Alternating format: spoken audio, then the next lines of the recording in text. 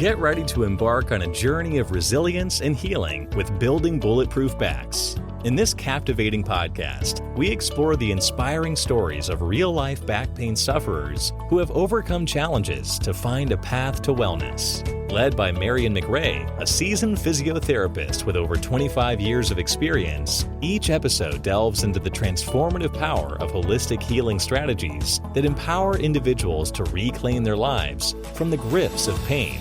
Join us as we uncover innovative solutions and offer a beacon of hope to all those seeking relief and a brighter future.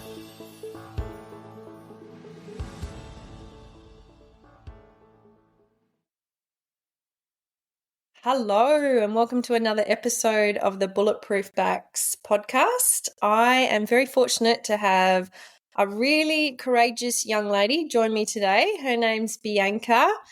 Bianca, thank you for joining me. I know this is probably a little bit outside your comfort zone, as it is for most people, but yeah, I'm just really grateful that you've carved out some time to share your story today.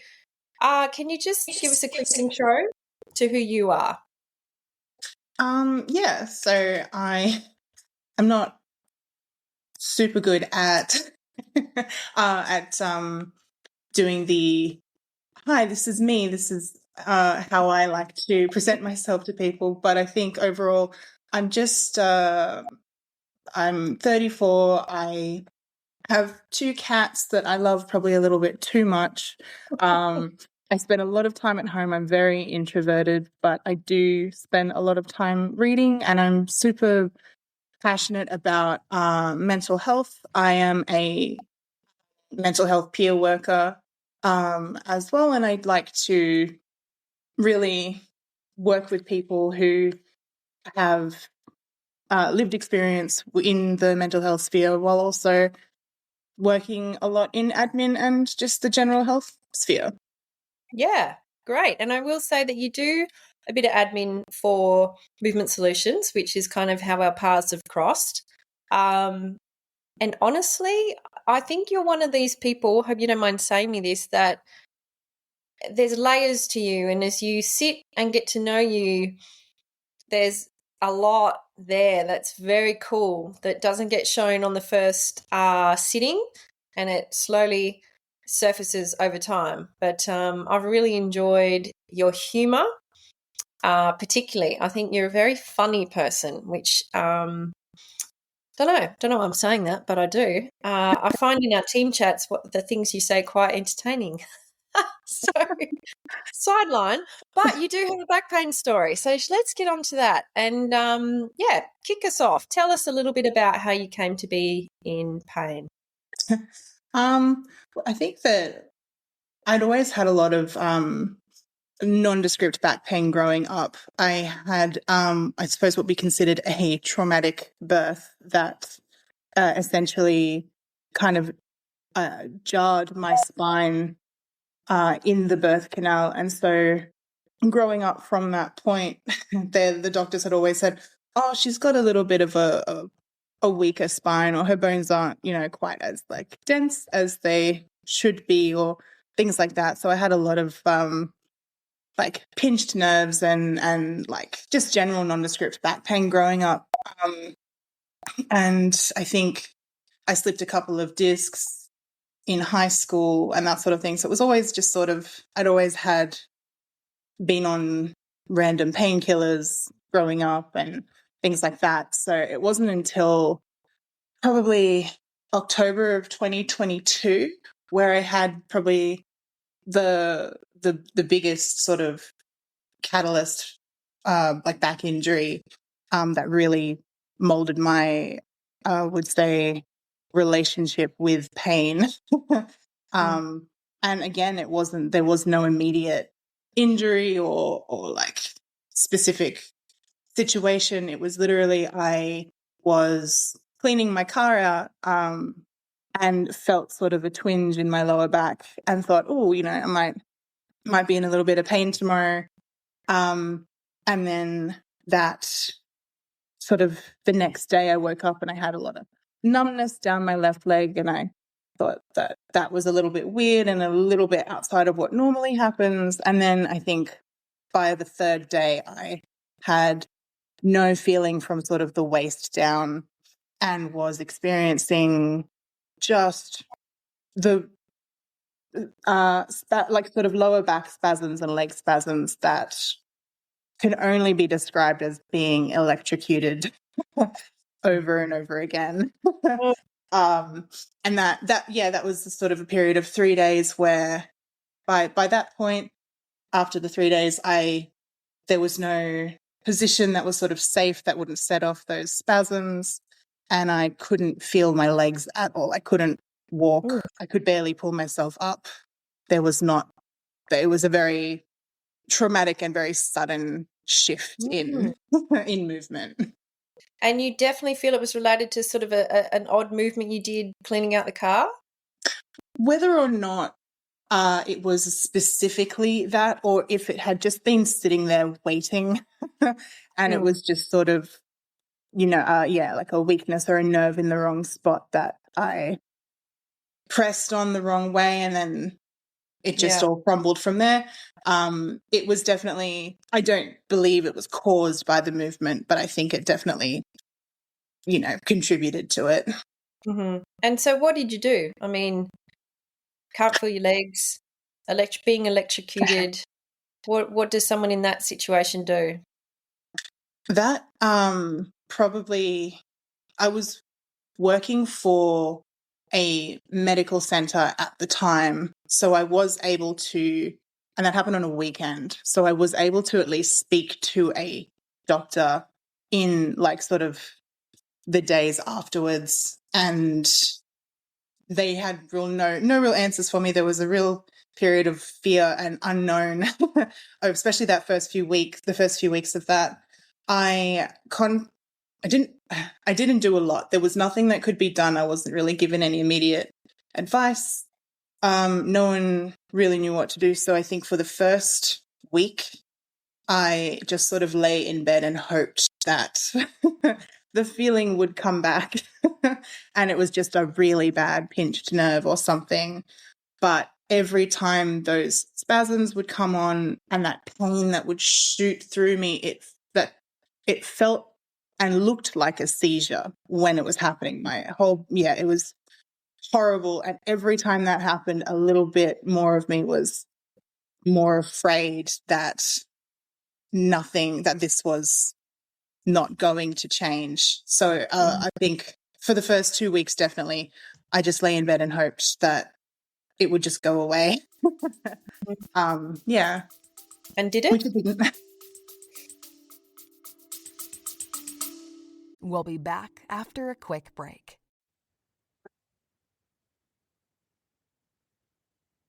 Hey listeners, I've got some exciting news for you. We've just launched a brand new fan mail feature on the podcast, which means you can drop us a comment, share the podcast with your friends, or ask any of your burning back pain questions. I'll be taking those questions and answering them over on our Bulletproof Backs YouTube channel. The channel's growing fast and it's packed with holistic back pain tips and tricks to help you on your journey to a pain-free life. So don't be shy, send in your comments and questions, and let's keep the conversations going. Your feedback means the world to me, and basically I can't help you if I don't know what you need help with. So don't be shy, let me know what you need, and stay tuned and stay bulletproof.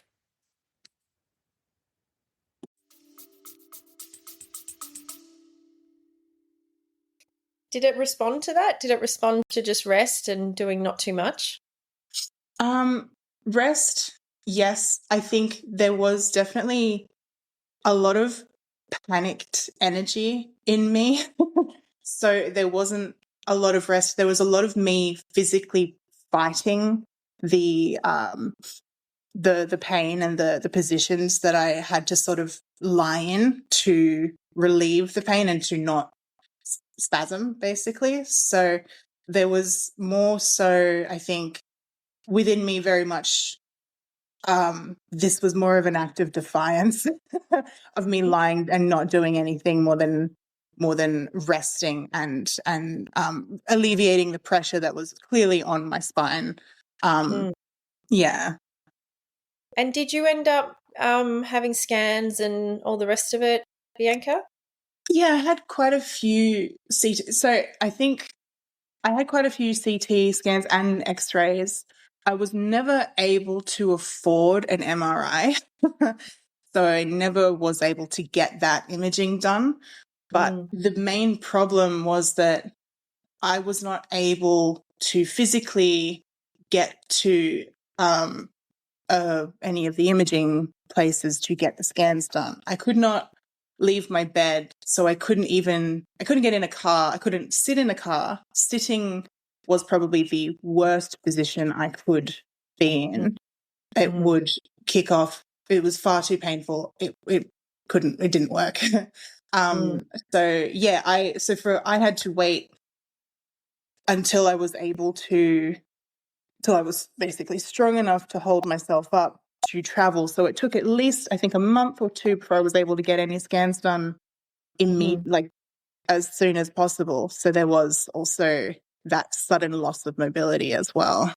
So that brings up a few things, like affordability and how it impacts people's pain rehab pathways and, just basic things. I think, were you living alone at the time or did you have support?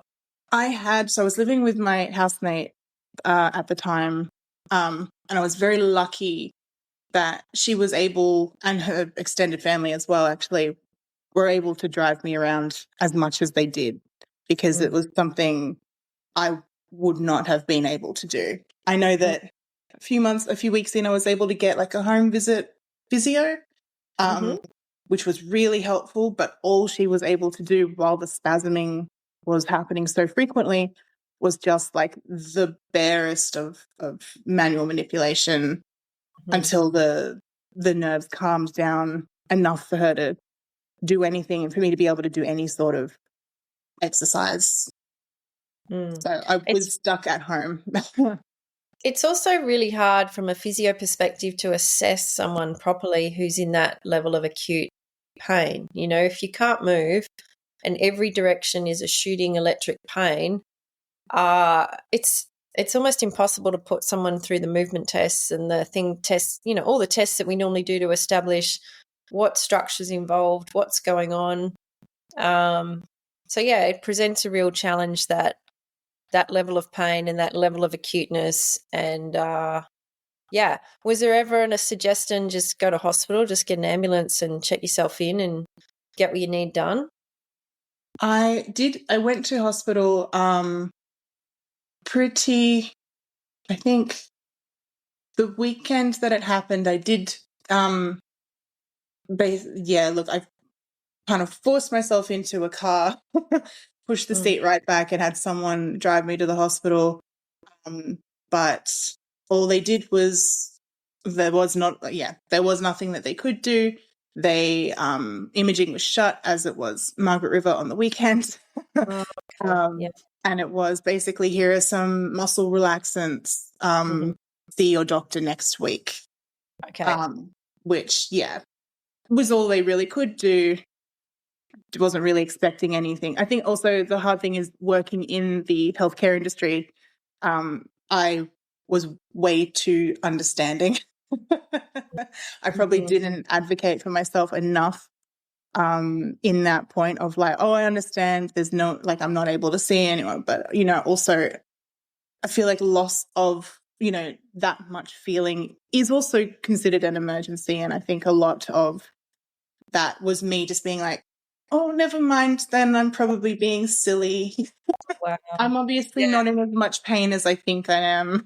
Wow. Yeah. Yeah, there is your sort of patient type that are actually experiencing a lot and downplay it versus the person who's, and it's all subjective, isn't it, who has something relatively mild, but to them it's an escalated sense of drama and high drama presentation. And I hate to say it, but sometimes the squeaky wheel gets the attention, rightly or wrongly. It's just a matter of life, isn't it? So there is a time when being a squeaky wheel is probably going to do you good. It's definitely something that I am not. And No. naturally is something that I've always been like, no, I think if I approach something with a level head and a calm voice, I will be able to speak clearly and more effectively, and people will understand what I'm saying. Unfortunately, when it comes to pain and emergencies and getting people moving, sometimes that doesn't work, and you just sound like you're very calmly asking for the world, and people won't respond to that. Yeah, that's a really key point. It is really key point that your ability to compose yourself and regulate yourself in a high pain state almost works against you, because people, clinicians particularly who don't know you from a bar of soap say, oh, well, she's speaking and she's able to, like she's not in that much pain. Like it's a factor, isn't it? It's a really interesting factor. So how's it progressed? Like, tell me more. What happened from there? I think look, from that, it took probably, it's been, since 2022, so nearly 3 years of just really constant physical therapy. It was a lot of highs and lows, I will say. I think the beginning, when there was no feeling and there was it felt like a mountain that just couldn't be climbed. It felt so hopeless and helpless. Having that sudden loss of, I guess, trust in your own body, not just being able to stand up and walk, but also there was no safe position. There was nothing other than, I knew for a fact that sitting was going to hurt me. Sometimes the nerve pain would just kick off for no reason. There was a very, very clear and sudden disconnect between what, I guess, my own trust and my own confidence in my ability to do really basic things, and that really affected me for just a really long time. And it took a long time for me to even realize that that's what was happening, that there was that emotional disconnect of like, well, my body has betrayed me, so I'm not going to treat it well anymore. Like, we don't get the sympathy that we used to get when we've got like a bad pain day.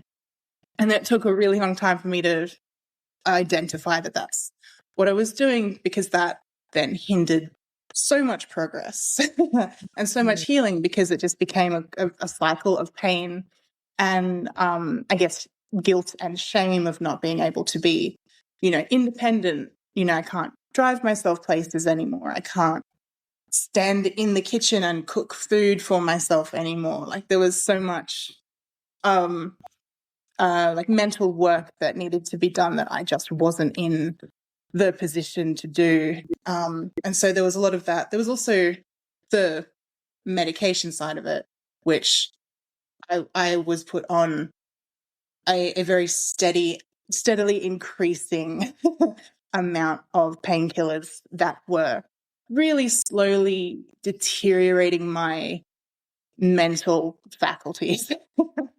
I was on way too many drugs, but I didn't know that at the time.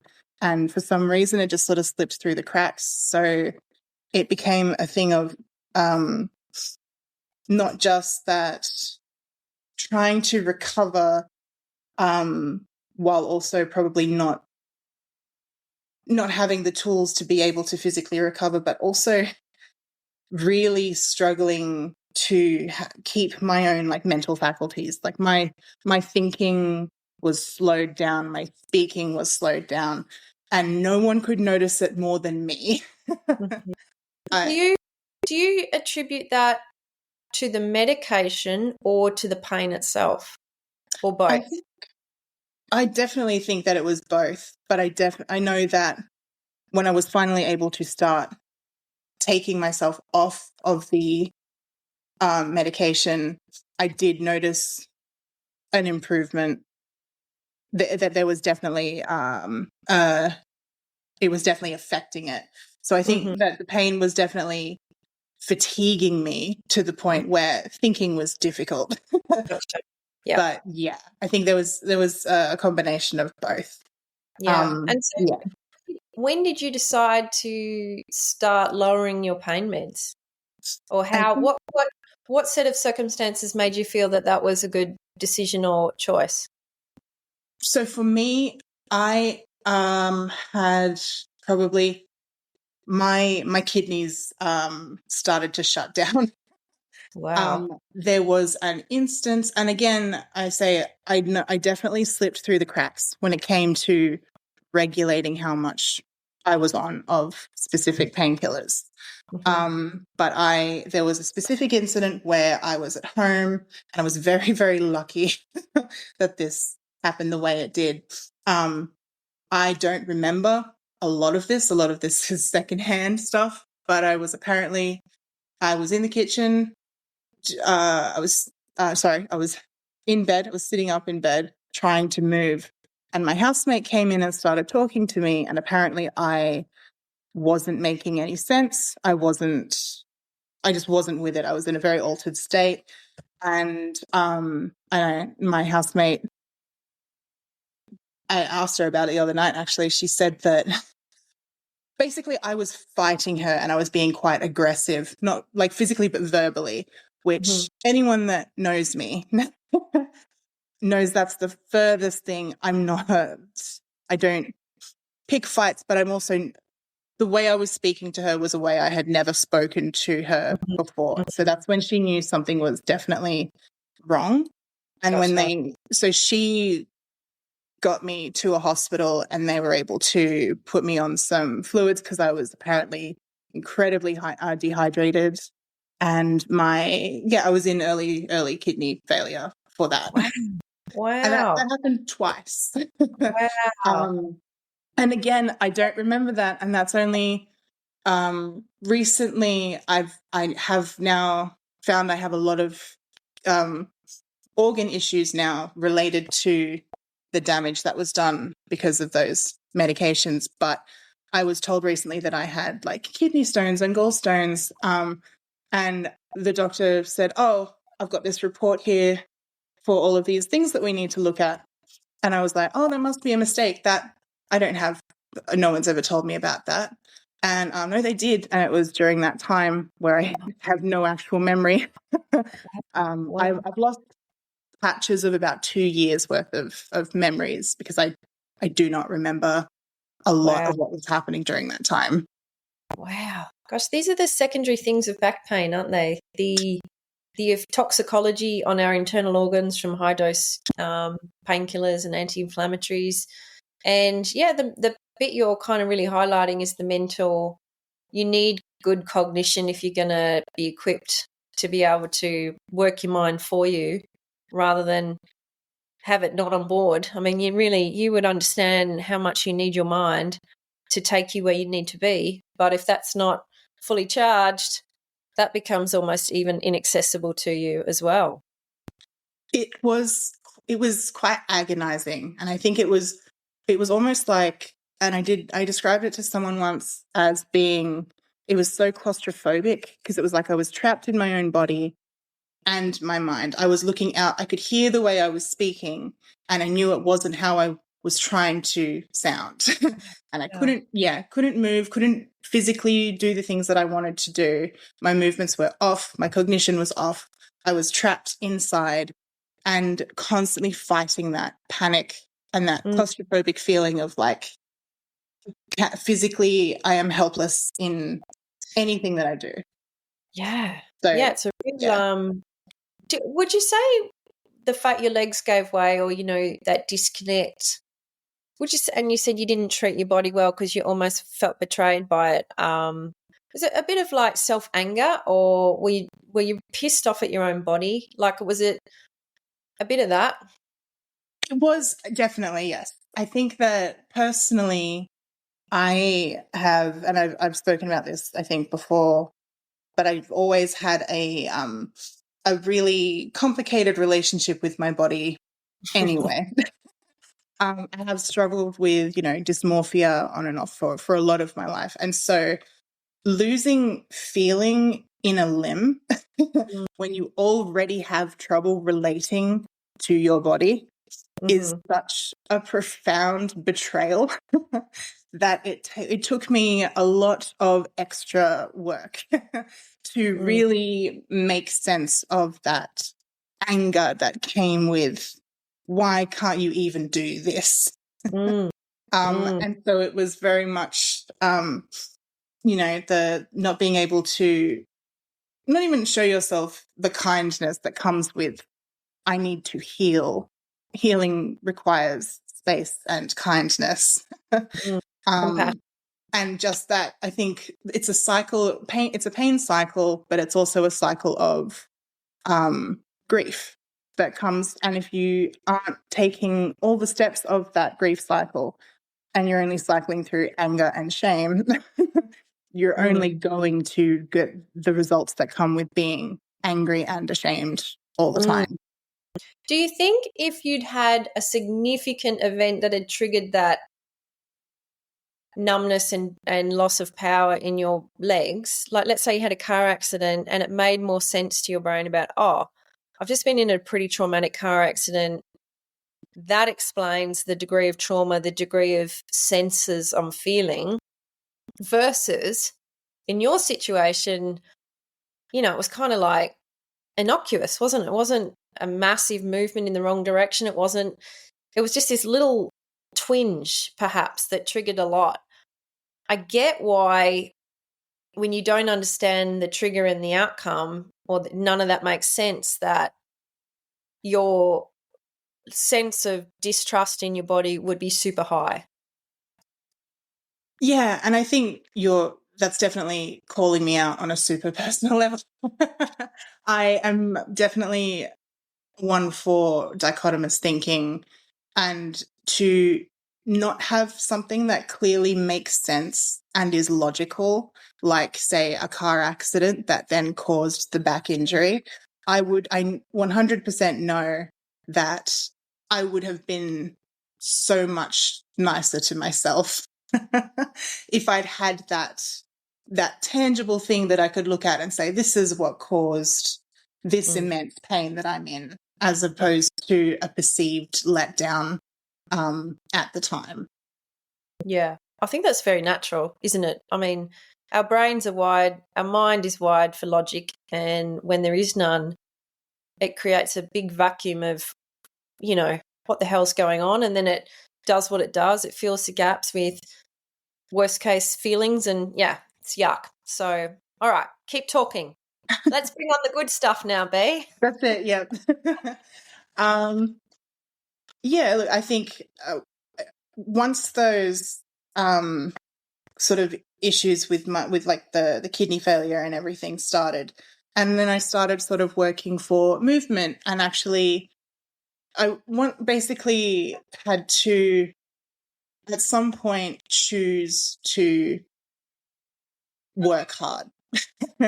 So there was a period of time where I needed to do the grief, I needed to do the acceptance, and it took longer than it should have it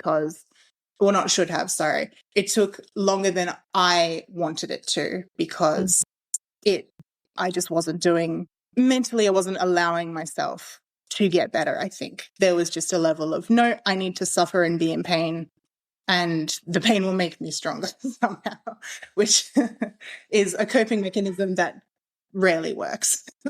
But basically I had to make that choice. And then from there it was, I need to be able to get out of bed. I was basically told that movement was key. And because I wasn't able to get up and drive to the gym or go for a walk, I had to decide, all right, I read an article where people in solitary confinement were able to cope better with their the sort of keep their mental faculties going, would be to have a routine. And it was a concept of basically, getting up in the morning, walking to the other side of the cell and back. No matter what happened, that they did that for weeks at a time, and it helped them keep track of time. It helped them keep track of their surroundings, and just, give them almost a purpose for the morning. So I thought I would give that a go. So my goals for most mornings for a good few months was to be able to stand on both feet, like evenly, and then walk around the dining room table twice. And the reason I did it twice was because I could measure the days where I could only do it once. So I could know that whether the pain was going up or down. And so after doing that for a little bit, I was able to see an improvement that came with just being able to move a little bit more. I wasn't able to drive for a good year. So I wasn't able to take myself to my appointments. So there were times when I couldn't get to physio, or I couldn't get to any appointments, really. So it was just knowing that I could at least achieve that much in a day did improve my overall attitude of, this is something I can do. This is something I can control. And if I don't do it, so if I don't do the 2 laps around the table, I can do the next best thing, which is 1 lap around the table, which is still better than no laps. Yeah. It sounds like you set yourself up for a little bit of success, full stop, and a bit of trackable progress, which doesn't matter how small, as long as there's some sense of progress. I think that's very reinforcing to your psyche that something you're doing is useful and moving you in the direction you want to go, rather than, that complete state of disablement, which can just go on forever. Yeah, and it definitely felt like it went on for forever. But I think once I was able to do that and have that feeling of, look, this is what I can do. So then over the months, I was able to then do a little bit more. I was able to get out a little bit and have more treatments. That's when I sort of started working more for movement. You guys were sort of able to see me at my absolute worst. And then also go from being horrifically over-medicated to very slowly detoxed to a manageable level. And I think there was a lot of grace that was given to me when it comes to doing admin while you're on those level of painkillers. At least you had an excuse. That's it. Yeah, I could answer the phones, and again, it was measurable progress. So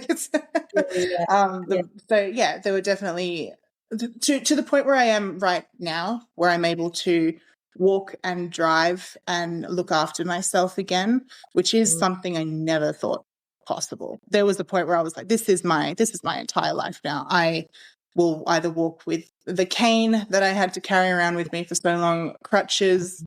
I will never be able to exercise. I know I put on a lot of weight being on just not being able to exercise and things like that. So there was just definite,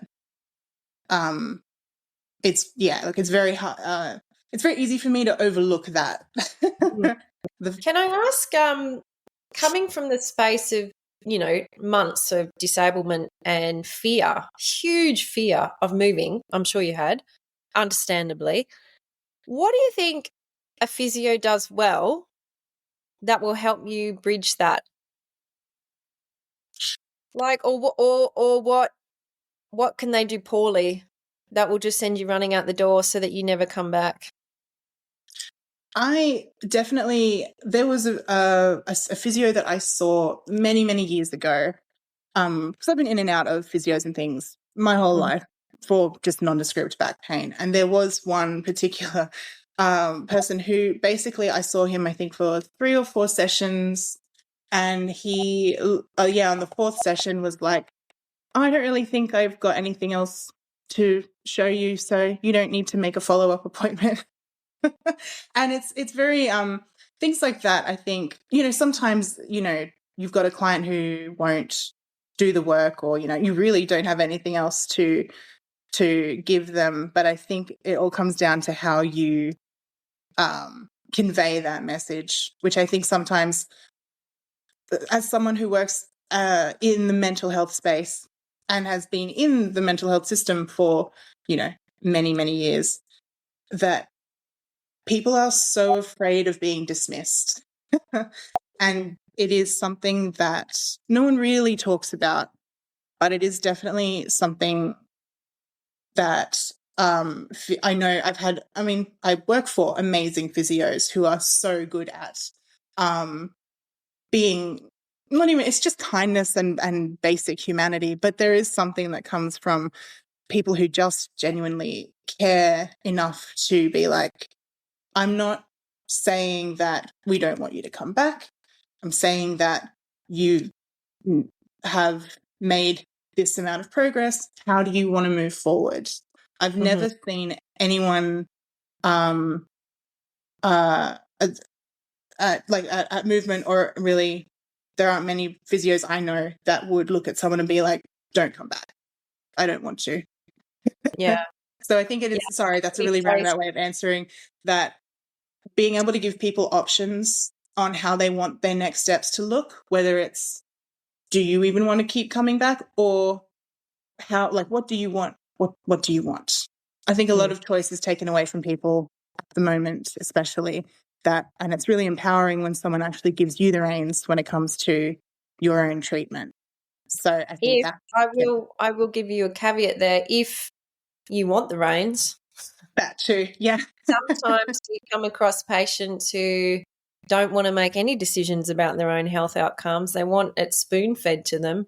And I've experienced from the other side, when I throw it back to people and I say, look, what do you want? Where are you, I can give you these 3 choices. Which one works for you? And, they'll be indecisive, and they're like, oh, you tell me what I need. And so I think it's a dance, isn't it? It's really tricky sometimes. I think physios naturally want to, instinctively, we look at someone and go, I know what they need. I want to do X, Y, Z, but it's all our projection onto them with often no recognition for where are they at. Do they have the energy for that? Are they fearful of that? Is that even aligned with what they want for themselves? Because sometimes they're not interested in getting stronger. They just want a bit of education about what's going on. We make a lot of assumptions as therapists all the time about why this person is sitting in front of us, myself included. And for a while there, I went back to the question. I always assumed people were here because they're in pain. And that was a really big assumption that I was getting wrong. Like, some of them were like, when I said, oh, look, I'm just curious, why are you here? It was just like a revelation to me that my assumption was completely not what they were seeking. Most of them were seeking understanding of how they got to be in how they were, or was there something that wasn't being seen, or what were their movement choices? Or, I just assumed they were just interested in the pain. But, communication, I guess, is what we're saying is so vital between a therapist and a client, and it does take a bit of time to build that. And I think being dismissed often comes from a therapist's point of view of they just don't know what to do with this person, and so it's better to just, from their perspective, send them somewhere else, which can be communicated a lot better than see you later. I don't know what to do with you. Yeah, I think the communication is probably more where I'm coming from than actually telling a client that doesn't want to be seen. Yeah. But yeah, I think that, look, communication for any practitioner, I think, is the most important. It's the thing I look for when I see someone, is someone who can communicate effectively, even if it's in a different way to me, but can still come across and hear what I'm saying, and also convey what they want as well. And it's so interesting, I'm just reflecting on that. We don't get taught that at uni. We get taught, we get taught the mechanics, we get taught all of the exercises, assessments, but that art form of communication is so vital for getting good outcomes. So I hear now, a word on the street is that you're doing Pilates, doing it really well, and that you are almost, enjoying the feeling of pushing yourself into muscle soreness, which is a huge leap for someone who's gone from where you were. So tell me, what do you think the big leaps have been for you? What are the big aha moments that have made you go, oh, actually, this is safe, this is okay to be doing? Yeah, look, I think that there was a point earlier this year where I happened to be at work at Movement Solutions, and my back, there was no rhyme or reason to it, but my back went again. And a spasm came on, and I hadn't experienced that in almost a year. The numbness returned in one leg. And I was, again, very fortunate that I was surrounded by physios on the day that happened. And it was more just the immediate fear that gripped me when that happened, because I was just walking across the floor and it just suddenly grabbed me and my leg gave out and I sort of fell a little bit. And I was, helped onto like one of the beds, and I just kind of lay there in my sort of fear for a while the spasm stopped. But it was sort of, chatting to some of the girls as well, like came in to check on me and just waiting for it to die down a little bit, and just sort of like, oh, it's happening again and the world is ending again. This is the sudden devastation that hits when all the hard work goes out the window, that sort of thing. But within, I think, 2 days, it went away and the feeling came back and I was able to go back to work and everything was fine. And I think there was just that moment of like, maybe I am strong enough to overcome the times when this happens. And I think there was just a moment, it was a moment of very rare confidence in my body, of like, oh, maybe I'm able to have these days and also not have them. And so that sort of stuck with me for a really long time afterwards, of like just how quickly I bounced back compared to, the 2 years that I lost to it last time.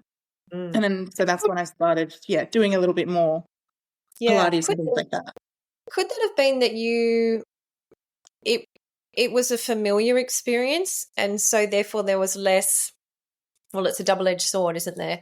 There's the fear of, oh my God, this is where we're going again, versus, well, I've been down this track before.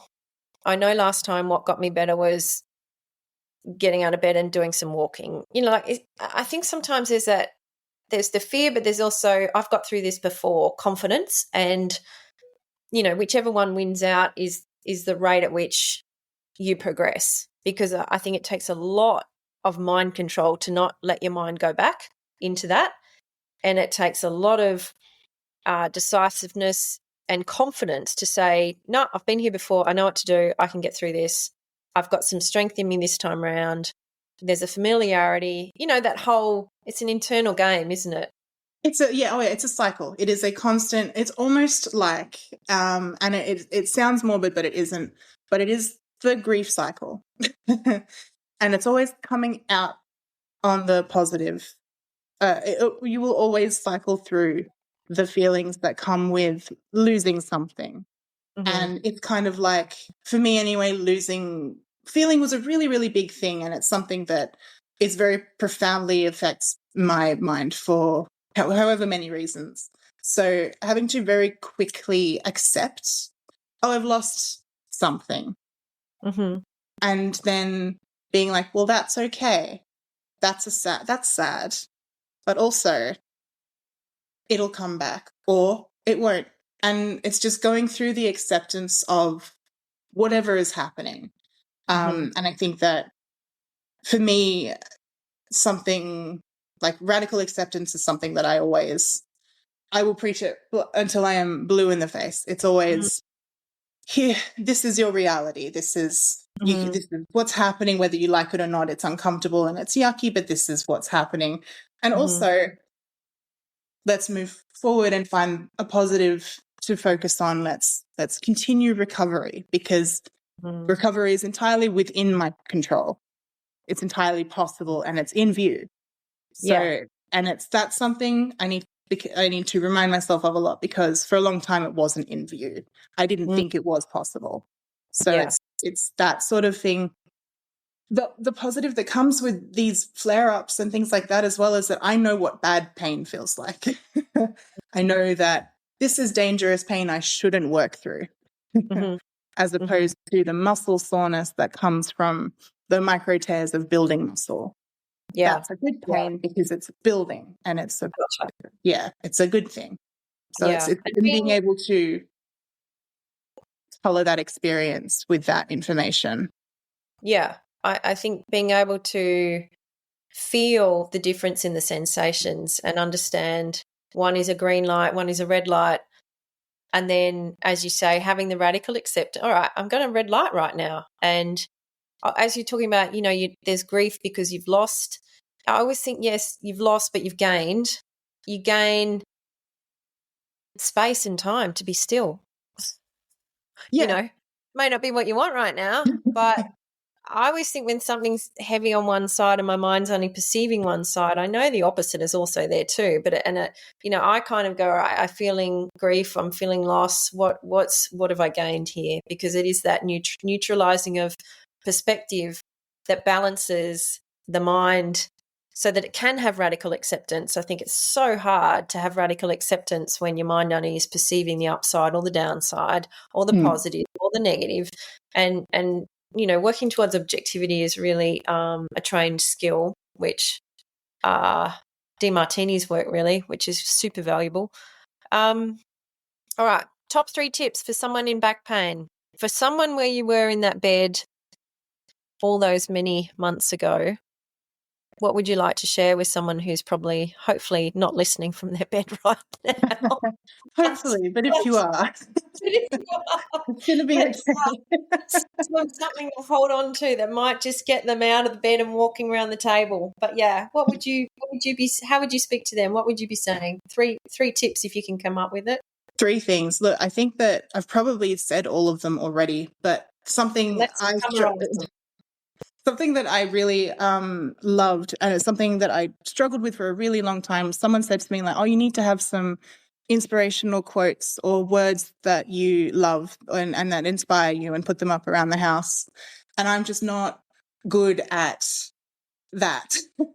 At remembering things and at looking at things and being putting a quote up and looking at it every day and feeling inspired by it. But so I had to really search for something that actually had meaning to me that I could actually use. And something that I ended up with was not always, but I guess try to do the next best thing, which is something I now live by pretty heavily. And it's basically and it's the thing of like, I am aiming to do 2 laps around the table, but if not, then I'll only do 1. Or I really struggled to eat healthy because I couldn't cook for myself. So, I ate a bag of chips for dinner, but tomorrow I'm gonna have porridge. It's just tempering that fear of I've done something detrimental that I can't recover from. And I think that it's, when you're trying to recover from pain and stuff like that, it's so hard to look after yourself. And sometimes you make less than stellar choices when it comes to your health because it's hard.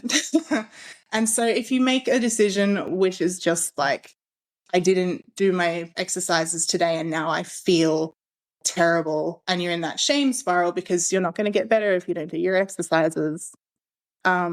Next best thing, I can stretch my arms while I'm in bed, and then I have done an exercise. So that's doing the next best thing did save me a lot of sanity over that. So that's number And one. Number two. radical acceptance. Mm-hmm. Just it's something. It is something that I think should be taught in schools. It is a really important skill, I think. It's just basically being able to acknowledging reality, whether or not it's uncomfortable, it doesn't, or if you don't like it or you want it to change, it doesn't matter. It's recognizing your own feelings within your reality without judgment or trying to change how you are feeling about something. It is literally observing reality and how you feel in that reality. And from that point on, you can get to acceptance, which then helps you to focus on what you can do next. Yeah. I was going to say the order of those two is almost radical acceptance allows you to do your next step, which is, take one step in the direction. Yeah. Cool. And number three? Routine. I guess think that mentally, people live in chaos and people sometimes thrive in chaos, and that is totally fine. I'm not saying that we should schedule every aspect of our day, but I think that it is so important for our own brains, for cognitive function, to have things to focus on, have goals, no matter how small, to be able to just sort of keep the helplessness that you can sometimes feel when you're in that pain cycle of there's nothing I can do, I'm in constant pain.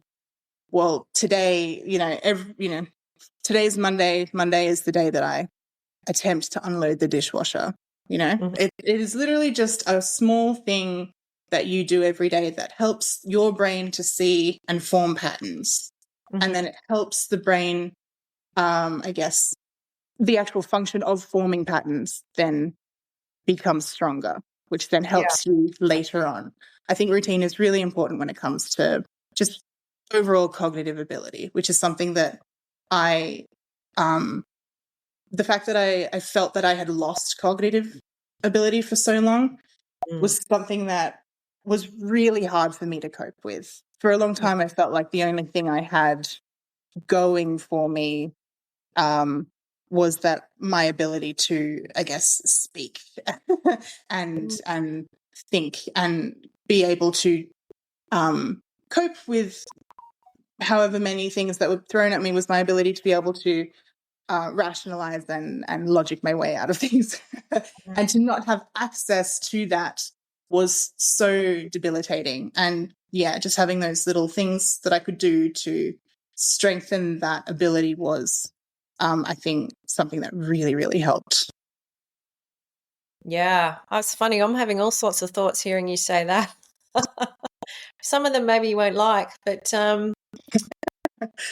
I'll float them because I know you. I probably wouldn't with someone I didn't know. But it's almost like, that your cognitive ability to logic and articulate is a great way to avoid feeling. And being immobile in a bed, you can't move your way out of it. You can't think your way out of it. It's almost like you were set up for a cesspit of high emotional experiencing, which, looking back, was there any value in that for you? I'm curious. Definitely.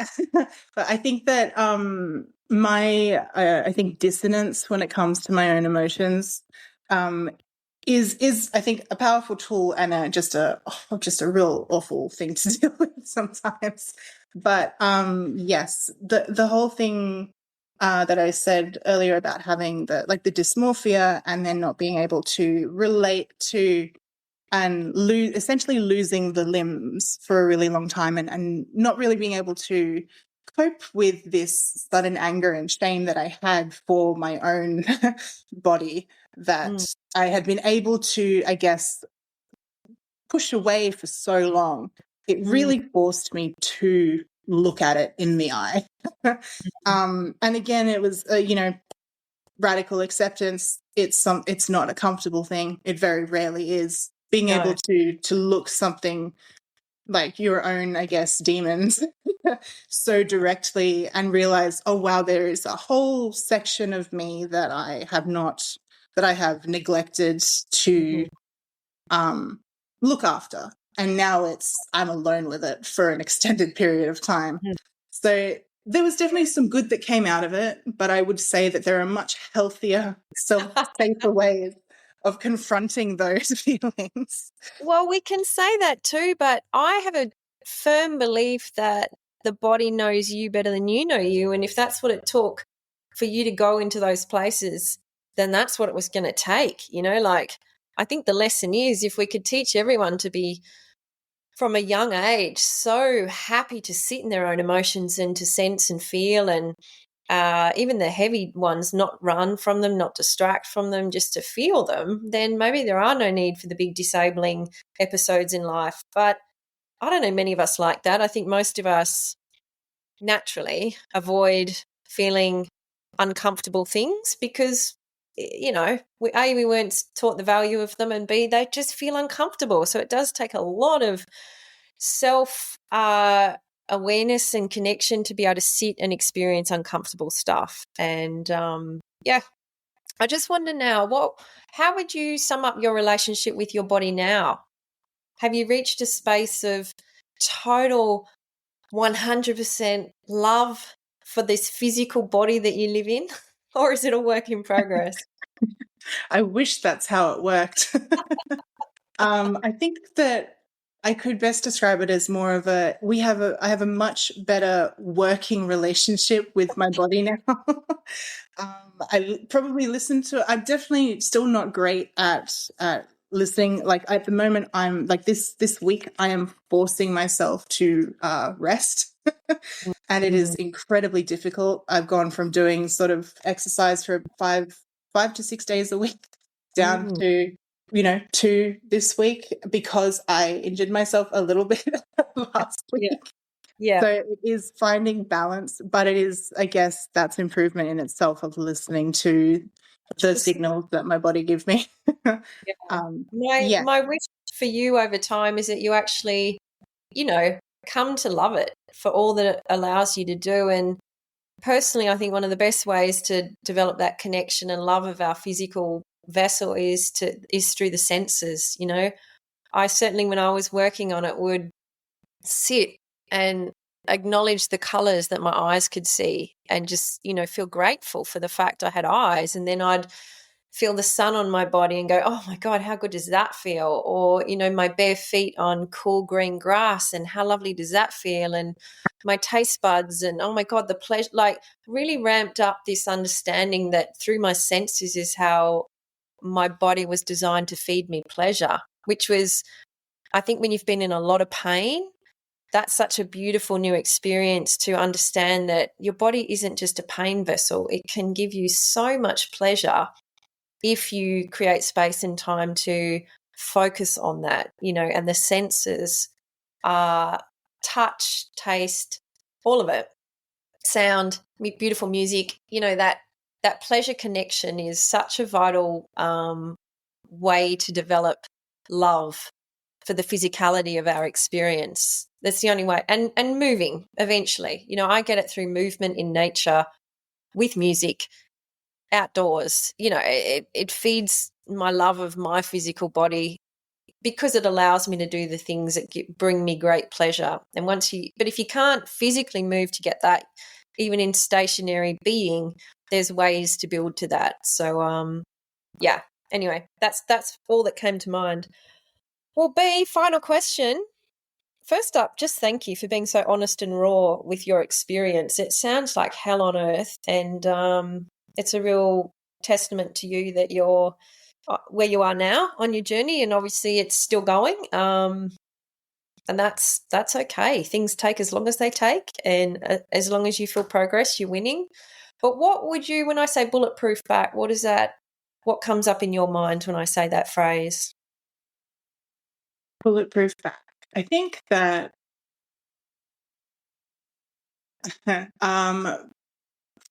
when you think of something that's bulletproof, people often think of something that deflects bullets, but really bulletproof jackets don't necessarily deflect. They absorb the main impact and repel the bullet itself. So I think that having a bulletproof back means having something that can absorb the impact of whatever it is you're doing, whether it's exercising, running, whether you have an injury, or if something just happens, as they can do sometimes, and just being able to absorb that and then, withstand and keep moving. Great. That's a nuanced version. I love asking that question because, it just always highlights to me when we say words, how people hear them or perceive them is so unique to who we are in our experience of life. And yeah, it's one of my little games I like to play. Yeah, I wasn't expecting that. So thank you again for carving out some time. All our pets and animals behaved. And, I wish you well on your journey. And, any final closing thoughts you'd like to share? Yeah, well, definitely. Thank you for having me. I think that, look, if there's anyone out there that is listening from their bed at the moment, I think it's really important just to hear that you're definitely not alone, even though it definitely may feel like that. And that it's entirely possible to take a step forward. I love that, B. That's perfect. I think we wrap it up on that. And that step forward can be as tiny as it needs to be. But it's the decision to make it that I think is the empowering part as well. And it takes, I had a new reframe on the word discipline today. It's funny, I've always struggled with that word. It felt very heavy to me, discipline, and it felt like depriving yourself of something. But I was reflecting on it today, and I see it now as having the discipline to take energy from something that's sapping you and invest it in something that's moving you towards where you want to be. And doesn't have to be rigid, doesn't have to be heavy, doesn't have to be over the top. It's a bit like your one small step. It's like that conscious decision that I am where I am, but I want to invest my energy into being in a different place in the future. And what energy can I take now and invest in that? And that to me is discipline. That's the decision that I want to move forward from where I am.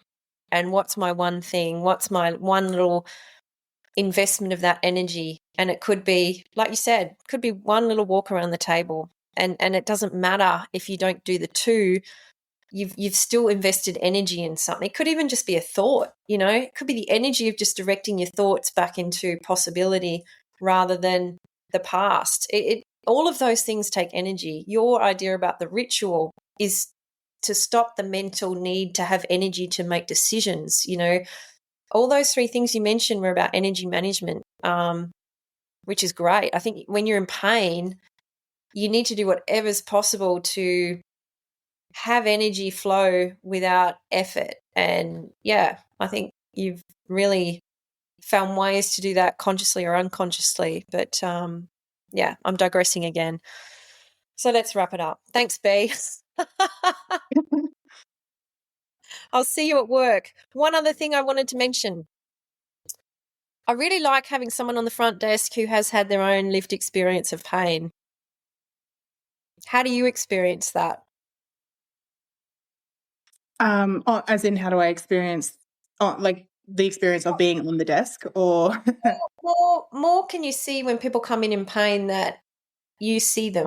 More, where, like, you really see them because you've been there. I think there's something in that is, there are definitely, I think, and I'm sure everyone has their own the things that sort of ping in their mind when they meet people, especially the other physios. But I think there's definitely certain things that I have recognized in people that have come in the past that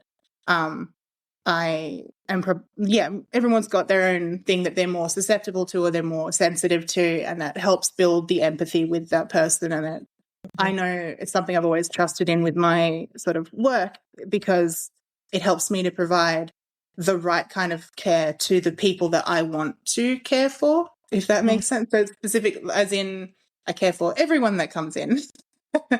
But I know with mental health and sort of me actually working in that space, there are certain people that I have met where I'm like, this is why I am in this space. This is why I did the training and the TAFE and everything. Like, I wanted to help these people because these are my people, kind of thing. And yeah, I think that's something that I love about admin, is being able to use that. Because people do walk in all states, don't they? And I just think sometimes we even forget how walking into a new space when you're in pain is a big deal. You know, like, it takes a lot. And if you're not greeted with a smile, or if you're not given some direction about, you know, where to be, or it's okay to wait, or something, just some acknowledgement that you've walked in. You know, I go to different various places, and I'm sometimes pleasantly surprised, and sometimes I'm like, oh my God, there's no humanity here.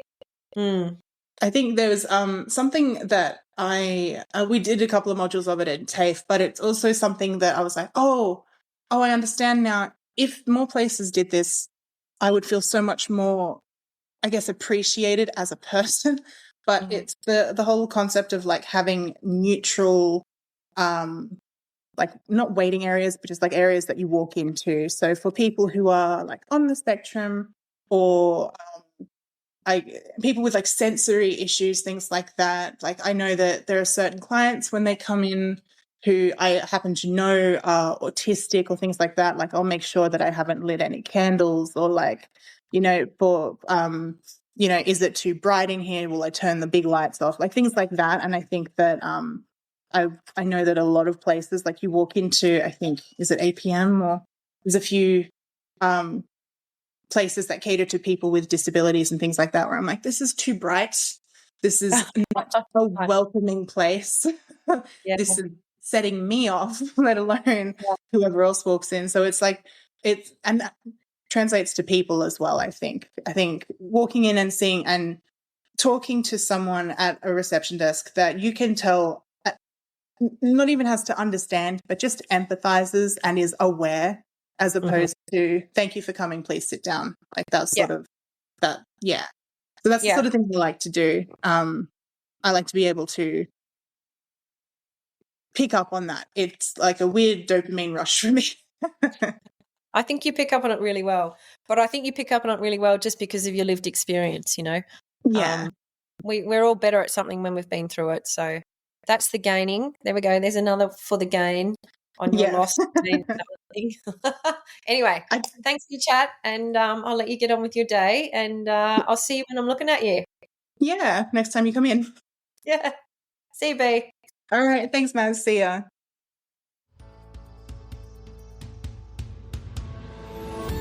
As we wrap up another empowering episode of Building Bulletproof Backs, remember that your journey to healing is within reach. For more invaluable resources and guidance, visit www.bulletproofbacks.com. Dive deeper into Marion's transformative approach to banishing back pain by exploring her book, From Broken to Bulletproof: Unconventional Ways to Banish Back Pain. Discover the Bulletproof Back System, a holistic framework that integrates mindset, emotional fitness, and quality movement re-education to heal stubborn pain. Whether you're seeking online courses, coaching, or consulting, Marion has you covered on your path to a pain-free life. Until next time, stay resilient and keep moving forward.